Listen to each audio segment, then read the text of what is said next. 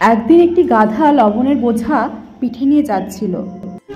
লবণের বোঝা গাধার পিঠের সঙ্গে শক্ত করে বাঁধা ছিল। বোঝাটি এত ভারী ছিল যে তার খুবই কষ্ট হচ্ছিল। গাধা বোঝা নিয়ে যাবার সময় একটা নদী দেখতে পেল। পিপাসায় কাতর গাধা নদীর তীরে গিয়ে পানি খেতে চাইল। পানি খেতে গিয়ে সে নদীতে পড়ে গেল। পানির সংস্পর্শে এসে বোঝার লবণ সব গলে গেল। সব লবণ পানিতে মিশে নদীতে চলে গেল। বোঝা হয়ে গেল হালকা। গাধা তো মহা খুশি। সে ভাবল বিরাট এক আবিষ্কার করে ফেলেছে।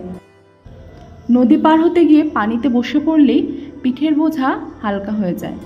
একথা ভেবে আনন্দে সে উত্তেজিত হয়ে পড়ে। এবার সে গাধাটির পিঠে তুলার বোঝা।